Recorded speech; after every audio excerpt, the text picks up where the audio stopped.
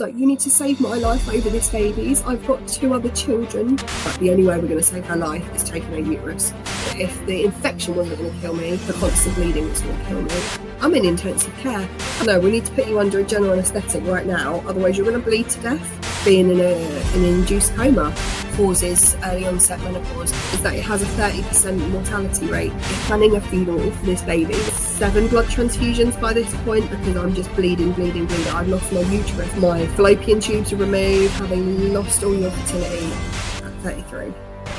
This podcast contains discussions of severe birth trauma, including placenta accreta and hysterectomy. Some content may be distressing to viewers. Today you hear from a woman who lived through a serious pregnancy complication, placenta accreta. That's when the placenta grows deeply into the uterine wall and doesn't detach after delivery. It can cause severe bleeding and become life-threatening. I'm joined by Erin. She experienced placenta accreta, was placed under general anaesthesia during childbirth to find her entire reproductive system had been removed during surgery. Through her story, we want to show the side of childbirth that often gets hidden. It's not always smooth, and it's rarely simple. So let's get started.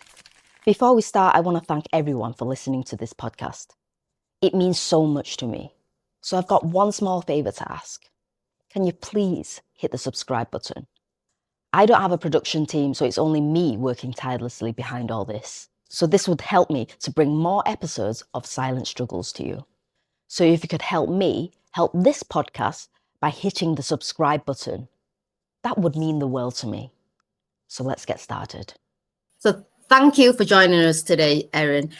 Can you tell me a little bit more about yourself, your pregnancy journey, and your story, please? Okay, so I'm Erin, obviously. I'm 34 now, and I've got 3 children. I had my first at 26, my second at 31, and my last baby was born last year when I was 33. And I had 2 relatively straightforward pregnancies. With the first 2, I had actually had some issues with infertility between babies 1 and 2, so we ended up having IVF, and then my daughter was born almost 3 years ago. And then my last baby boy, it was a big shock when I found out I was pregnant just before Christmas in 2023. Was not expecting to ever fall pregnant again. The doctors had said to me, you've got unexplained infertility, but, we don't actually have a reason for it. You might fall pregnant, you might not. In my mind, I was like, yeah, I'm never going to have another baby ever. Got the absolute shock of my life. And then it all came crashing down about 5 days later when I started bleeding quite heavily. So I ended up in early pregnancy unit, and they said you've got a subchorionic hematoma, which is basically they called it a bruise. So somewhere in your uterus there's a bruise going on, which is why you've got these bleeding episodes. And while I was passing quite big clots, and I was thinking I'm having a miscarriage, all that kind of stuff. I went to the first scan. I think I was about 6 weeks roughly after the bleed, and they said, you have a baby in there. The baby has a heartbeat, but the heartbeat's really slow. So expect to miscarry. I then sat at home for 2 weeks thinking, okay, any minute now I'm going to miscarry. And then 2 weeks came and went. I went back at 8 weeks, and they were like, oh, no, everything's fine. So I'd gone through all of that kind of thinking in my head I was losing my baby. Meanwhile, looking after a 1.5-year-old, and my son was 6 at the time. Looking after those 2, still trying to work. I actually was signed off work during that time, quite rightly so. I'd also resigned from my job just to make it even more difficult. I had resigned from my job, so that was even more stress, but I've managed to get my job back in between that time.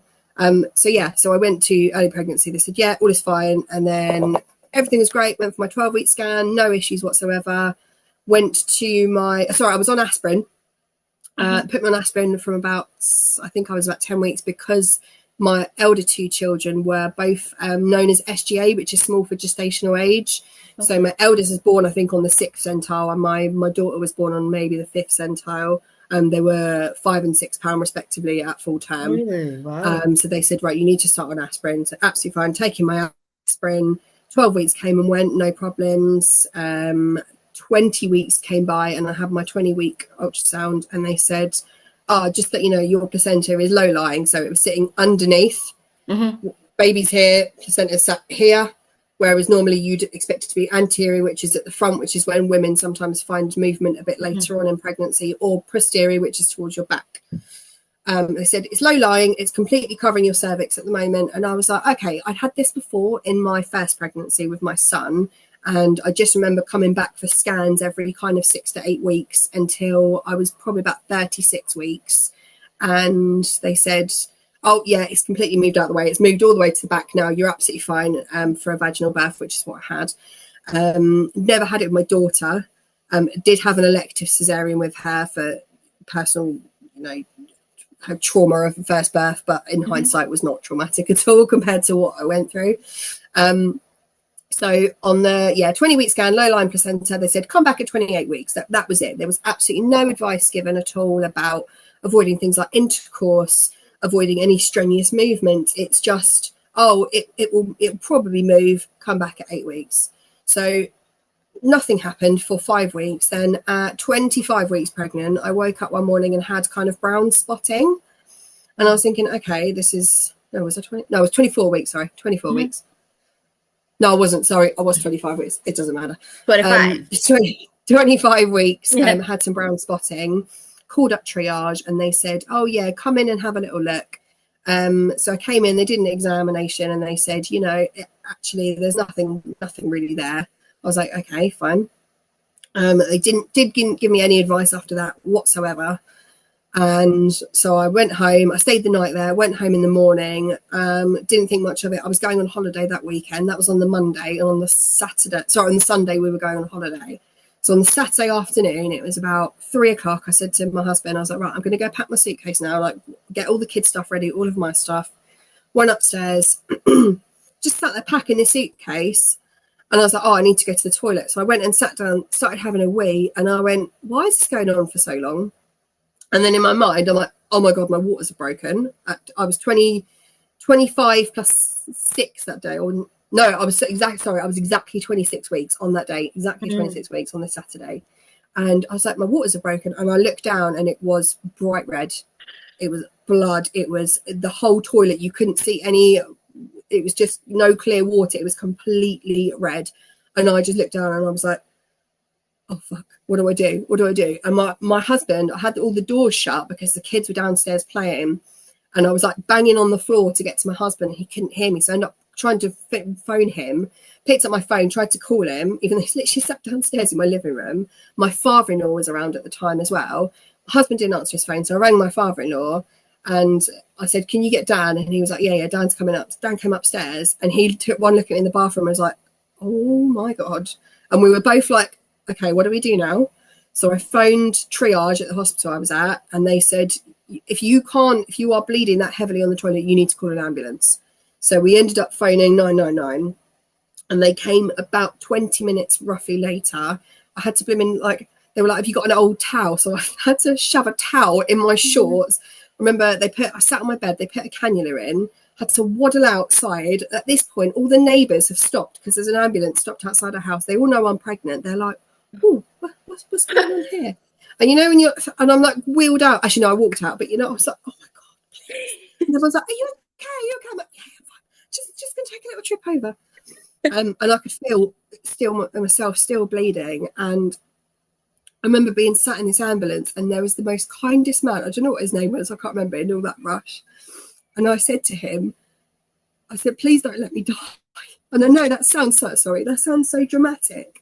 But I was like, you need to save my life over this baby's. I've got 2 other children that I've got to care for.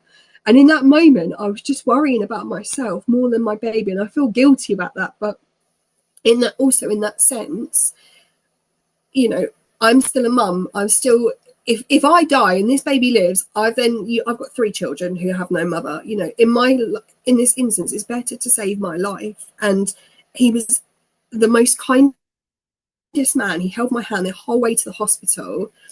And I'd gone from packing a suitcase to going on holiday to planning a funeral for this baby that I was like, I was like, it's abruption. I know it's abruption. I know the baby's died. I've had a stillbirth. That was exactly what was going through my mind. And we got wheeled into labour and delivery, and they did the ultrasound. Sorry, not the ultrasound. They put the Doppler thing on. Straight away, found a heartbeat, and the relief I felt at that moment was, I can't even describe it to you. It was like, oh my God, my baby is still alive. That kind of relief feeling. However, that turns into, why am I bleeding? What is going on? Am I now going to deliver this baby right now? And the hospital got me loaded with steroids, but because where we live, my nearest hospital only has a level, I think it's a level 2 NICU, so they can't take babies that are too premature. So I was 26 weeks at that point. I needed to go to somewhere with a level 3 NICU.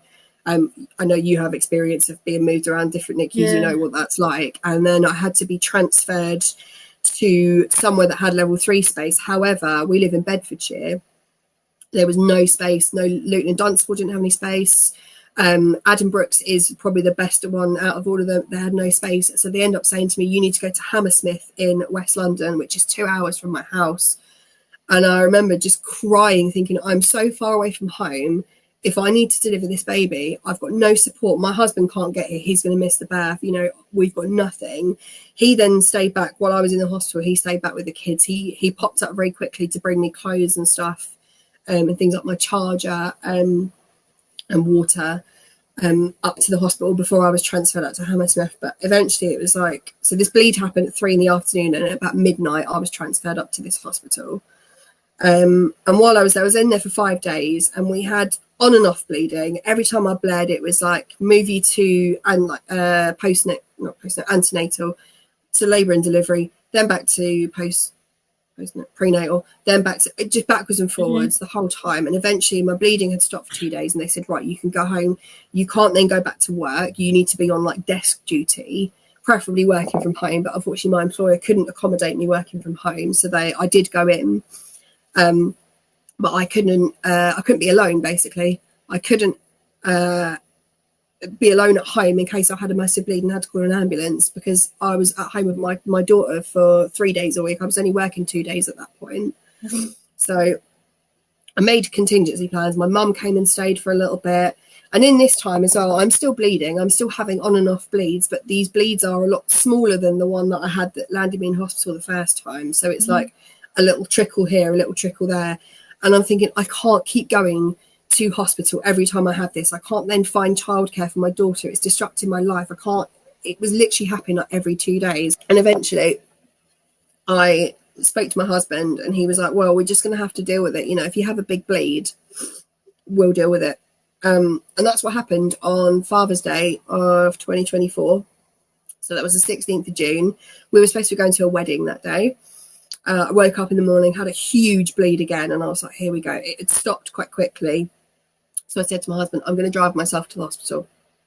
I got there, and they said, you know, your bleeding stopped now. We want to, you know, keep an eye on you overnight. And I was like, it's Father's Day. And I actually discharged myself on that day, which in hindsight was a really stupid idea. But, you know, and you just want to be at home, and, you know, nothing is going to change. I've been bleeding on and off for ages. In hindsight, I should have gone every time I bled. But when you're in that kind of mindset of, I still need to live my life, I was still going to work 2 days a week. I was still being a mum, you know, that doesn't stop. My husband has quite a full-on job. He leaves the house at 6 AM, doesn't get back till quite often 6 PM.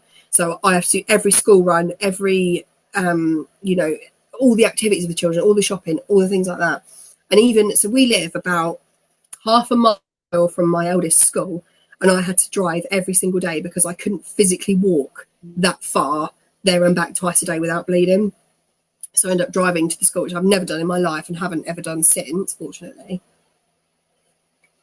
And then after Father's Day, so that was on the Sunday, I had a consultant appointment, which I had to push for, because after my bleed and discharge from Hammersmith, they didn't seem that interested. They were like, go back to your local hospital. And I was like, okay, great. What do I do then? Do I ask for scans? Do I ask for consultant appointments? Like, I was kind of left in the lurch. And they said, yeah, you need to see a consultant. So I pushed for that appointment, and fortunately I did get one. And I went and had I think I was 29 weeks at this point. I went and had my scan, but I'd had a big bleed in the morning, and I've got I passed a clot that was quite literally about that big. And I actually, it sounds horrible, I fished it out the toilet and took a picture of it, because I was like, no one is going to believe me that this is as big as it is.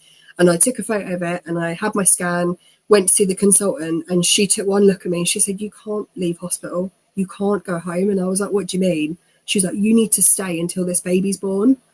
And she was like, I want to deliver you in 3 weeks because of your constant bleeding. And so I was 29 weeks at this point. And I was like, so you're gonna do a cesarean at 32 weeks? And she was like, yeah. And my heart just dropped then, knowing that I was going to have to. I knew that it was a possibility with everything that had been going on. I knew it was a possibility of, you know, early birth complications, all that kind of stuff. But in that moment, I kind of went into autopilot, and I was like, my car's in a car park. I've only got 4 hours parking. I need to go home. I need to get this, that, and the other. And she was like, you can go home, go to triage first, get checked, and then you can go home for half an hour, go and get your things and come straight back. And that's what I had to do in the end. And that night I was admitted to hospital. I don't even know how many bleeds I had while I was there. It's all in my notes somewhere, but I probably had in excess of about 15 episodes of bleeding for the whole time, from 25 weeks until I delivered at 33. It was just constant bleeding. And in between that, I also caught sepsis from a cannula that the hospital had put in for me. And unfortunately, they weren't that great at keeping an eye on it. I think because I was on the antenatal ward, they're used to women being there 2 or 3 days and then delivering. You know, that's where you go in for your inductions, you go for monitoring, things like that. Because I was like a long-term patient, they put a cannula in me so they could give me bloods if I suddenly started bleeding. And then they just forgot about it for over a week. And I'm a nurse. I should have been the one to be like, look, you need to be keeping an eye on this. But I was so out of it in terms of looking after my own well-being. I was like, just get through the day. Just do what you need to do. So I had sepsis. So that was great fun. I ended up being on a labour ward for like 3 days, just hooked up to IV antibiotics pretty much 24/7. And that is when I'd started recording videos to my husband and my kids as a goodbye, because I was so convinced that I was going to die at some point in this hospital stay. And I wrote down things like passwords, all the life insurance details, because I love my husband, but he's not the most organised when it comes to household stuff. So I'm the one that does all the insurance, all that kind of stuff. And I know all the passwords. So I literally wrote passwords. I wrote letters. I wrote a list of songs I would have played at my funeral. Because I was so convinced that if the infection wasn't going to kill me, the constant bleeding was going to kill me. And to be honest, I wasn't far off from what happened. I managed to make it from, I think my last bleed was like the 7th of July. And then when the consultants kept coming around, the problem is there's a different consultant on every single day. No one seems to have like the big overviewing decision. And I kept saying, when are you going to do the C-section? When are you going to do this so we can, you know, plan it? And 32 weeks came and went, and they said, well, you've been bleeding, but your hemoglobin levels are stable, so we're not going to do it yet. I ended up having to have an iron transfusion because my iron was so low. I've never felt so tired in my life. Like, I would rather have been at home with a toddler than felt as ill as I did when I was in hospital. I was sleeping probably about 16, 17 hours a day on and off because I just had no energy whatsoever. Meanwhile, my mother-in-law has moved into my house to look after my other 2 children because obviously I can't be there. My husband has just started a new job. He can't take time off work. I was so fortunate that we had that kind of backup plan in the form of my mother-in-law. So I'm worrying about her. I'm still doing the food shopping from my hospital bed to make sure they've all got things to eat, and organising that, oh, you know, Seb's got his sports day today, make sure he goes in with this, that and the other. Because you can never switch off. Regardless where you are, you're never, you know, not on mum mode. So they booked in my cesarean for the 22nd of July, which was a Monday. And on the 7th, so this was about, I don't know, two and a bit weeks before, I had my last bleed. And, you know, everything was going okay. And I kept thinking, right, another day, I haven't bled, another day I haven't bled. Okay, going really well. I've just got to make it to the 22nd of July. And then on the Thursday, which was the 4 days before that, I was 33 plus 5. My lovely friend Lizzie came out to visit me and bought me a load of lovely snacks. She bought me loads of chocolate, and I was well happy because I'd seen a couple of friends had come in and visited me, but generally, and my husband was looking after the kids at the weekends, and they have, you know what it's like with the kids and their social life that's better than mine. You know, they're always at parties, things like that. My son's birthday was in between my hospital stay as well. I missed that. I was supposed to be on a girls' holiday. So I missed 2 holidays, a birthday and a wedding, just from this pregnancy and all the complications that went with it. On the 18th of July, Lizzie came to visit me, bought me loads of food, and I was sat doing this stupid, it's a cross stitch, of a hedgehog. It was one thing that I could do because I didn't have to focus on my phone. I couldn't read because I couldn't focus on anything, and also I kept falling asleep. But this stupid cross-stitch hedgehog, which is still not finished, is downstairs in my cupboard. I'm like, oh, maybe one day I'll finish that. And I was doing it, and I suddenly felt this gush, and I just went, oh no. And I stood up, blood everywhere. And it's like it's coming a lot quicker and thicker than the others before, and I'm thinking, oh great, here we go. And I've had this bleed on and off for, it was exactly a month I was in before I delivered. And my husband, he was going to go out for a run, and I texted him saying, just hold off on your run a minute, I've just had another bleed, they're just taking me around to labour now just to sort of keep an eye on me. And he was like, yeah, not a problem whatsoever. And they were wheeling me down. It was sort of panic stations. They were wheeling me down. I was like, okay, fine, not a problem. I got round into the labour room, and the consultant said, right, I'm just going to examine you.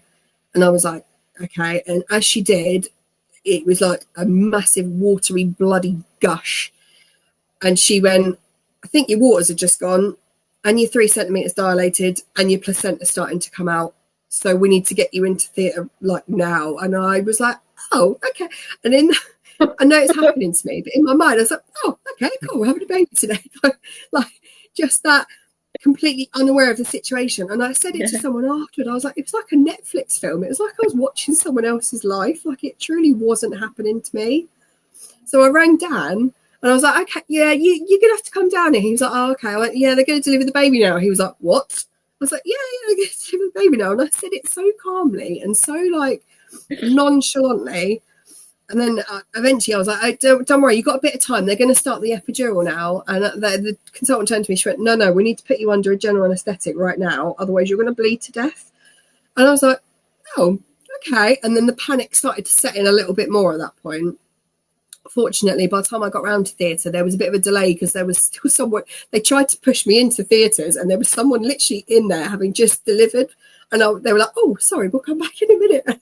It's so stupid, but I remember really laughing, and I made eye contact with this woman that's just had a baby while they're about to take me in, and I was like, so I gave her a thumbs up.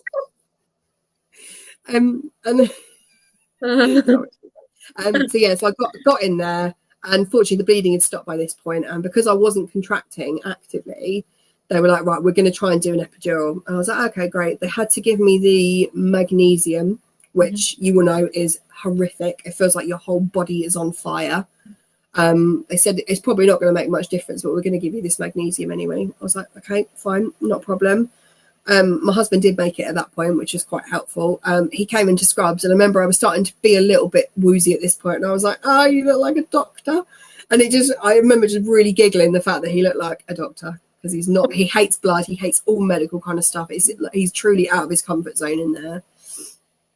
So they started doing the C-section for me, and I could feel everything. I could feel every single tug, pinch, and I said, you got to stop. And they were like, right, we need to put you under now. And I felt like I probably should have just done that in the first place, to be honest. But it's that kind of thing, like you want to see your baby being born, and it's kind of, I had that with my other two, and I really missed out on that this time. And even my brother a few weeks ago said to me, oh, what was Milo like when he was born? I was like, I don't know. I was asleep. I don't know. I don't know if he cried. Apparently he did, but it was all questions I had to ask later on, because there was just, I think the focus was then shifted. Once he was out, he was 33.5. He weighed £4.9. He was actually okay, considering he was quite small. He still had to go to NICU for a little bit of respiratory care, but he was actually, in hindsight, okay. However, I was in a really bad way at this point. When they opened me up, Milo came out fine. My placenta had come off almost in like sections, in chunks. It was like, she said, the consultant said, it was like trying to pick up porridge outside in your body. It was like trying to pick that up. And it was just not coming away from my uterus. Your uterus is supposed to contract, and your placenta is supposed to go, and your uterus then goes back to a normal size. Mine didn't do that. It was coming away in chunks. It was very bitty. When eventually they did get it away, it was like dimpled, rippled, and there was still loads stuck inside me. At this point, my blood pressure is virtually non-existent. I've had 7 blood transfusions by this point, because I'm just bleeding. I had I think 7 units of blood, 4 of something frozen, something plasma. But I had to have the platelets, which is the clotting stuff, because my body was just not, I was bleeding to death, basically. Obviously, I didn't know any of this because I was in, I was put asleep in a general anaesthetic. And eventually they had to call in the on-call gynae consultant, like the head one of the hospital, to come in and make a decision. And I think at this point they had a conversation with my husband about what to do. I had said, I'm okay if you need to do a hysterectomy, but it was always discussed, but it was never really something they thought was going to happen, because I didn't have the like classic signs of what is placenta accreta, which is what I had. I didn't have the kind of risk factors for it.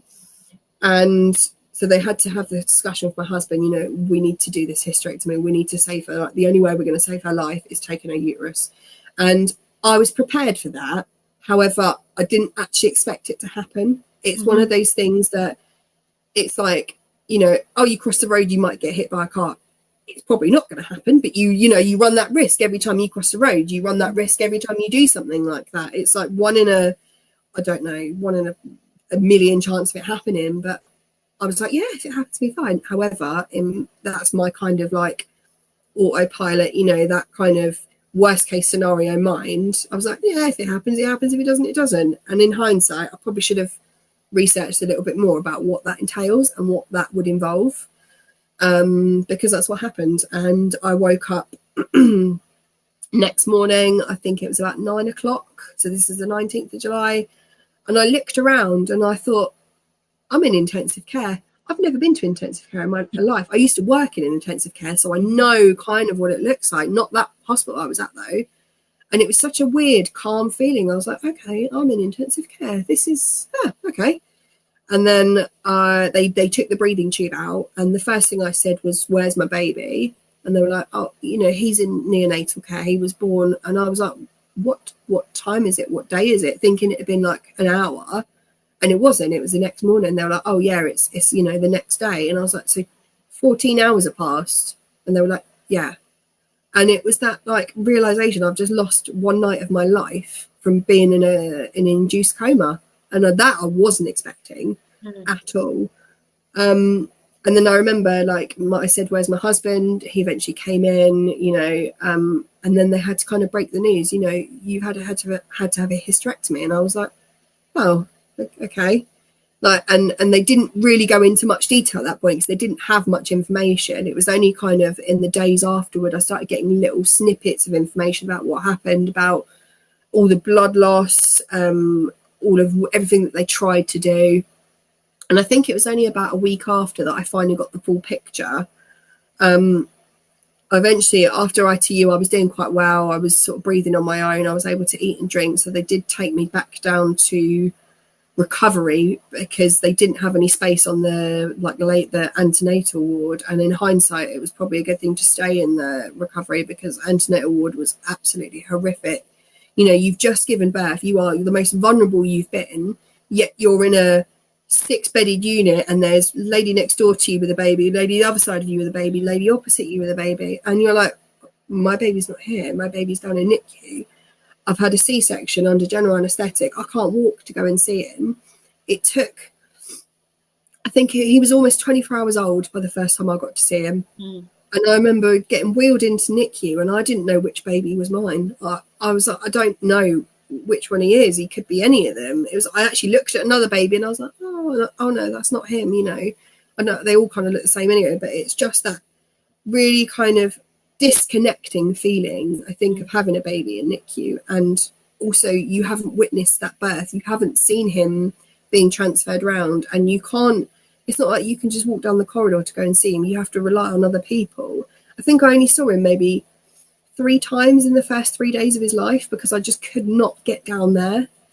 And I was trying to get help from the hospital staff, and eventually I just started walking down there. So the antenatal ward is on the first floor and NICU's on the ground floor.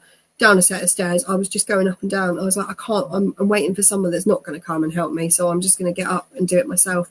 And to be honest, it's probably the better recovery I've had out of my births because I didn't really have a choice to get up and get my ass downstairs and go and see him. And I just felt so disconnected from him. It's such a weird feeling. Like there's this tiny small human that, you know, is yours. You've just given birth to him, yet he can't, it's like an alien. It's such a strange feeling of disconnection, because you think, you know, I've had 2 babies before this, and they were born and then they were there like straight away, and I didn't leave their side, and I didn't leave their side for months, yet Milo was taken from me for days and days, and like he was in NICU for 2 weeks, which, you know, actually isn't that long at all, considering he was 33 weeks. He was home at 30, just shy of 36 weeks, and he was able to come home, which is such a blessing. But it was such a weird disconnection feeling of, you know, I'm here, my baby's here, and then on the Monday, so the date of my original C-section, he was 4 days old.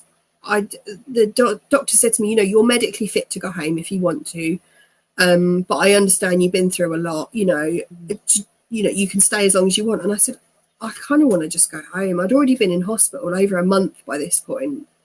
I wanted to get home to my children, my son. My daughter was turning 2 that week, and I was like, I want to be home for Tilda's birthday. I want to be around there and seeing them. So I went home that night, and Milo had this little blue jelly cat bunny thing. All 3 of mine have got one in different colours, and it was bought for him, but actually I think I needed that more. I cuddled that toy every single time I wasn't around him.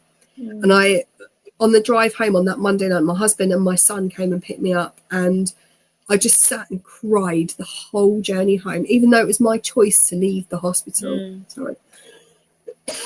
It was my choice to go home. I was medically fit for discharge, but, you know, there's part of me that's in that hospital now. Part of me is there. And I don't know if the NICU elements have affected me more than the birth. I mean, it's a difficult one. With my accreta, so what it was placenta accreta, which is where your placenta embeds itself inside your uterus.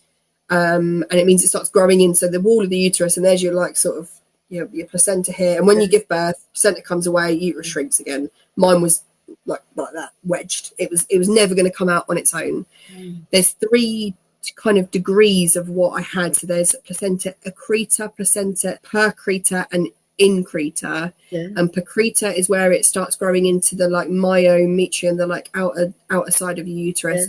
Mine unfortunately was never able to be picked up because of where mine was. It was not a classical presenting case. So one of the risk factors is a previous cesarean section, which I'd had, and it embeds in your C-section scar. You sometimes get ectopic pregnancies that embed in your C-section scar, and then sometimes if you don't have that, you can get your placenta grown into your C-section scar. I didn't have that. Also, for some reason, it's more common in IVF pregnancies. This one for me wasn't an IVF pregnancy. My previous one was. So it was one of those things that the doctors have said to me in their report kind of thing. In hindsight, we could have contacted a specialist centre, but your case didn't present as kind of like a classical presentation, because normally they'd send you for an MRI scan at that point if they suspect it. But since coming out and I've had all the confirmation, yes, it was accreta. No, it wouldn't have changed the outcome. You would have always had a hysterectomy. We just might have known about it beforehand. There is, I think it depends on the varying levels of accreta if you need a hysterectomy, but I think something like 95% of the time it ends in a hysterectomy. One of the saddest kind of statistics that I read is that it has a 30% mortality rate if undiagnosed prior to birth. So, you know, for me, that was a 30% chance I'd have died that day. And that doesn't sound like a big statistic in the grand scheme of things, but actually, you know, it is quite a big statistic for me as a mum of 2, now 3. You know, my children could have lost their mum that day. The baby that had just been born, he could have lost his mum. My husband would have been a widow at, he was 36 at the time. I lost my fertility. I've lost my uterus. I've lost my fallopian tubes are removed, and my uterus. So I've lost all reproductive organs at 33, and I don't get periods anymore. I have no chance of having any other children. I didn't want any other children, but it's not the point, you know. That choice has been taken away from me now, and there is no going back from that. And I know that was always going to be the case with him because of the way it sort of presented itself when I was having my C-section. But, you know, it would have been nice to have had a bit of time to prepare for that, and maybe I would have savoured pregnancy a little bit more, and, you know, tried to take more pictures. I've got hardly any pictures of me pregnant with him.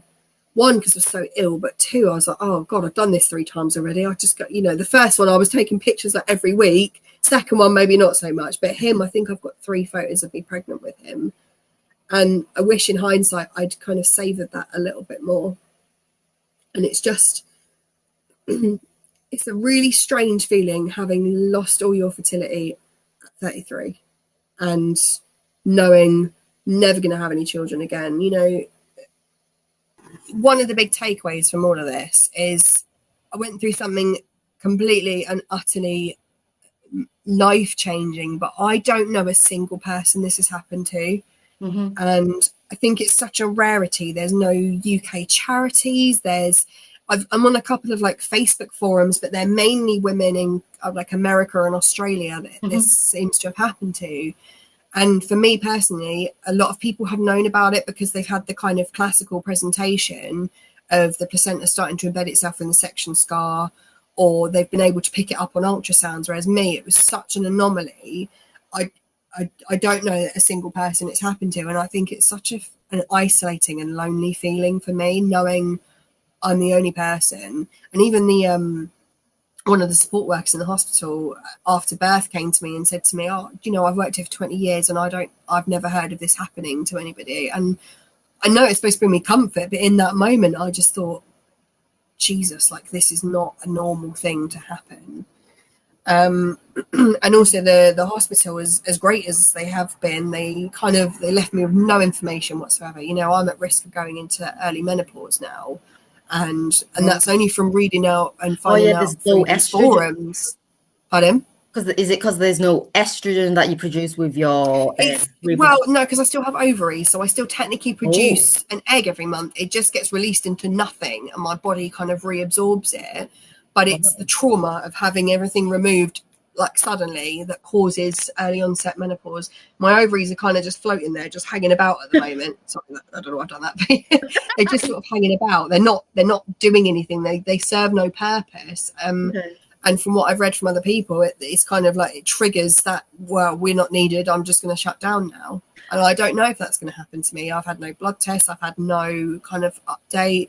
One of my friends texted me the other day and she was like, oh, do you take any supplements of collagen or anything? I was like, I don't take anything. And they were like, oh, do you not need to? I was like, I don't know. I was kind of, right, here you go. You got no uterus. Off you go. Here's a baby. Look after it. And I think it's only the last kind of month or so that I've really started to come to terms with what's happened to me. I think, like I said to you, it's like watching a Netflix film. It was like someone else's life for so long.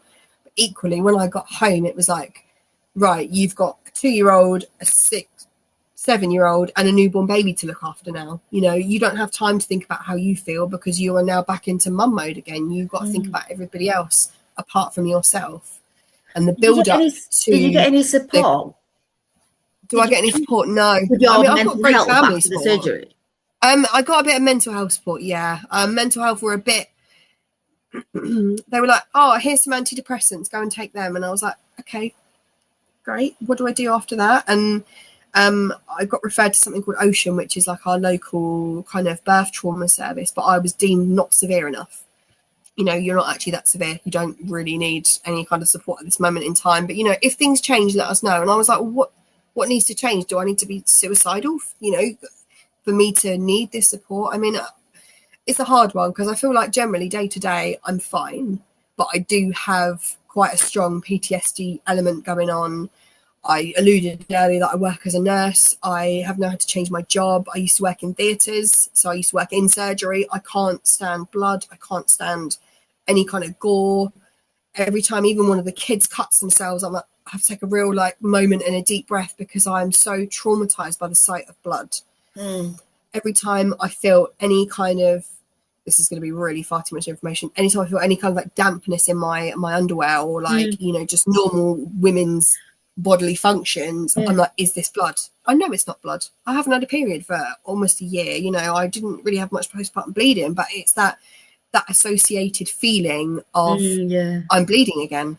So it's a really strange feeling to have. But yeah, there is definitely PTSD going on. Is it severe enough for mental health support? I don't know, because generally day to day I cope okay, because again, I don't really think about it. I don't have the time to think about it. I'm so busy with everything else going on. So what actually helped you cope with all this then? What helps me cope? Going through all the difficult times? It sounds a bit cliche, but exercise I found has really helped me. Even just walking. I have a dog. I take him out at least twice a week when I can. When my middle daughter's at nursery, I'll take him out for a really long walk. I put headphones in. I listen to podcasts a lot. I listen to a lot of true crime stuff, which actually in a weird way really does help me. And I just try and kind of switch off that way. Exercise. I've also started training for a marathon for Bliss, because when I was in hospital, knowing that I was going to be delivering early, the information from Bliss was so helpful in preparing myself what to expect if you know your baby's going to be in NICU. And even afterward, just the support Bliss were incredible. So yeah, I'm running the London Marathon next year for Bliss. So that is now refocusing my mind. You're running the marathon? No, I said that. What's the date that you're doing it? Oh, what's the date? Sorry, I thought you said the same. The 26th of April. Sorry, I can't. Really? And I've never run further than 5K in my life, so this is going to be very interesting how that goes. What advice would you give to other like mothers that been through similar situations, say like having a hysterectomy? Yeah. What advice would you give them? In terms of a hysterectomy, I mean, it's a difficult one, because I didn't know I was going to have it, and overall in my body I don't think it's changed much, other than the fact that I don't get a period and I can't tell when I'm ovulating or in my luteal phase, apart from the fact that I want to murder everyone. That's usually a telltale sign. But that's a really tough one, actually. I don't know what advice I'd give. I think prepare yourself. I think if you're knowing you're having a hysterectomy for other reasons like endometriosis, I think prepare yourself, but also be kind to yourself. I think that's a really big one. Don't punish yourself for something like that. And if that is the way that you're going to get your kind of symptoms under management, as long as you are at peace with that decision, do what you need to do. Do what you need to do to feel comfortable, and also give yourself a bit of grace. It's uncontrollable at this point. You can't change it, and that's, I think, in my situation I couldn't change it. Knowing that was going to happen after the fact, that would have happened anyway, it was quite comforting almost, because I think nothing I could have done would have changed it. Nothing I could have done would have changed my bleeding. Nothing I could have done would have changed the fact that I was going to have a premature baby. It wasn't like I'd gone out lifting weights or something which had caused all of this. It was inevitable. It was going to happen. Another bit of advice: reach out, get support if you need it, even if it's like not even mental health support, like practical support, like family. And reaching out to people, say, look, do you want to go for a walk? Do you want to do this? Do you want to do anything? Can you look after the baby for an hour? It's so funny, the difference in, even though Milo was premature, I got out with him so much more, and I did so much more because I've gone through that near-death experience. I think for me it really changed my mentality, in the sense that I'm not invincible. My life is short. I could go any minute. Why am I wasting my time? I spent so many years dealing with anxiety and depression. And actually, I think, honestly, it's one positive to come out of this. I don't feel as anxious and depressed as I do now, because I always think, what's the worst case? What's the worst that can happen? Well, actually, worst case kind of did happen for me, and it wasn't as bad as I thought it was going to be.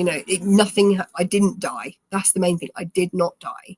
And I think in that mentality, it's kind of given me this almost like, well, I can do anything now. Like, I'd never have signed up for a marathon. I'd never have run a marathon 4 years ago. I hate all exercise. However, it's given me that focus, and actually I can do it, and I want to do it, and I want to be there, and I want to be that mum that cherishes all moments of my kids and makes these memories, because you don't know when it's going to be taken away from you. And although it was a shit thing I went through, that's the one positive I take away from that.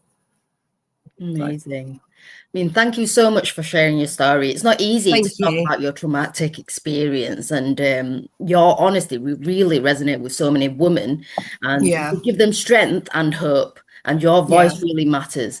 So thank you so much for sharing your story, Erin. No, thank you for having me. And like if one person hears this and has gone through what I've gone through, feel free to reach out. I'm an open book. I will talk to you about these things because it's such an isolating and lonely time to go through. Thank you for listening to this show. If you like this show, like what we're doing here, and you want to support us, the free way to do so is to hit the subscribe button.